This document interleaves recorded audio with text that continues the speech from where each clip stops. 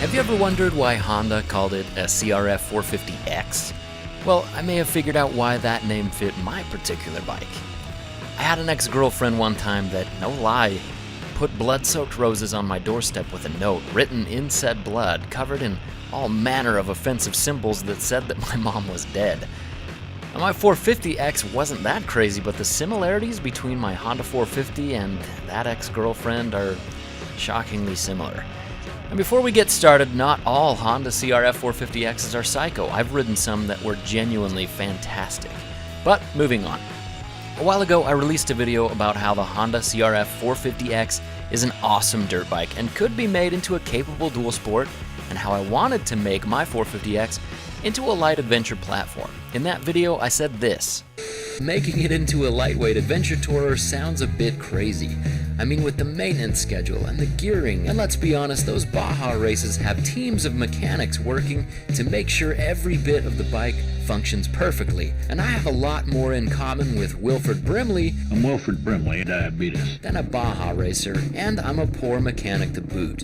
Adventure touring on it may be possible. I'm going to ride it until the wheels fall off. When they do, I'll let you know so you can make an informed decision about how Honda reliability lasts when maintained by a lazy, horrid mechanic who rides very slowly and crashes a lot.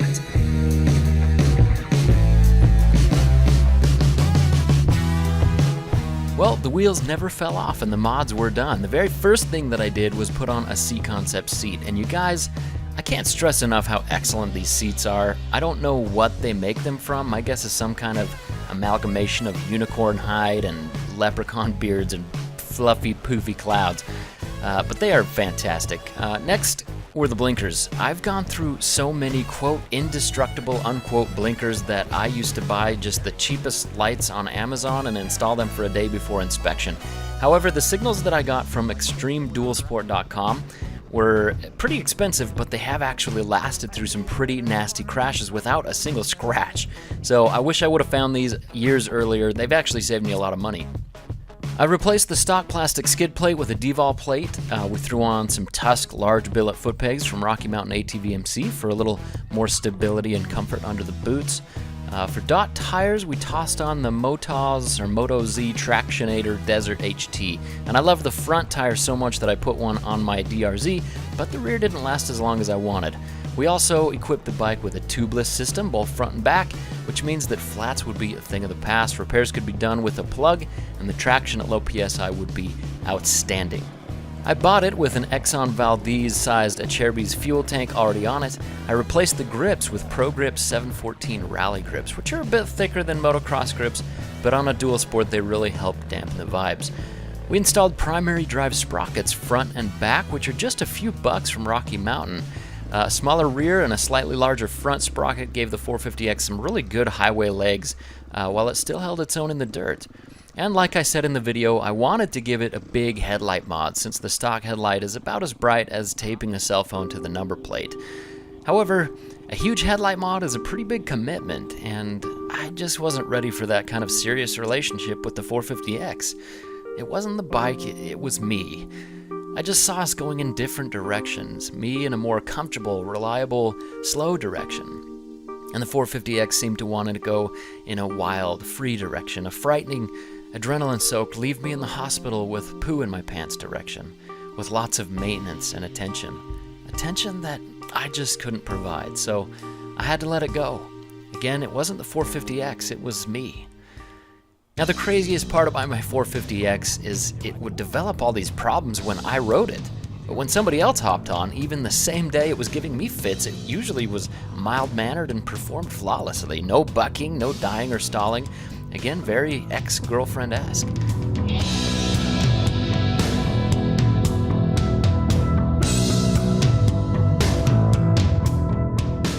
I swear my 450X had a soul and a personality, like some kind of transformer. Feisty, jealous, needy, angsty, vengeful teenage transformer, and I swear it hated my guts. But all drawn-out, subtle, borderline inappropriate simile aside, my 450X experience was atypically frustrating. 90% of the time it was a fire-breathing monstrosity, my favorite bike of all time by far. That other 10% though, when it wasn't working, it was the worst. I couldn't have hated it more, and these mood swings would often happen midway through a ride. Suddenly it would stop running, then it wouldn't start. Then it would inexplicably fire up with one kick and go full Sauron, destroying all in its path again. At times it would very literally bug, where it would lose power, roar to life, go flat, explode with a wheelie, then die again. Riding the thing was a stress-induced aneurysm just waiting to happen. And it's not for lack of mechanical care either. I had it tuned up several times by the pros at Rocky Mountain, Gabe the Honda Whisperer, Derek the 450X Guru, and had Mr. Duff Factor on the phone a few times. After wrenching, it would fire up and get my heart all fluttering again, just to inexplicably break down and leave me stranded. Like a psycho ex, my ex loved the maintenance and the money and the attention, and for that extra care she rewarded me with mind-blowing performance until she wanted more. As a dirt bike, a race bike, that's fine. As an adventure bike with long fuel range, one that could get me far, far away from civilization and safety and feeler gauges, that just wasn't okay.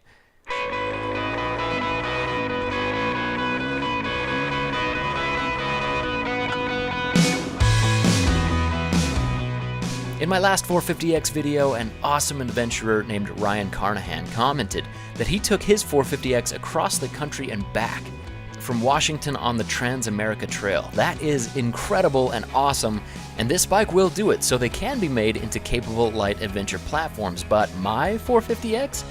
Well, I hesitated to ride it 50 miles away on a one-night campout. So for a guy like me, who definitely appreciates gobs of horsepower off-road, but still would rather have stability and comfort and reliability, sticking with the X just wasn't in the cards.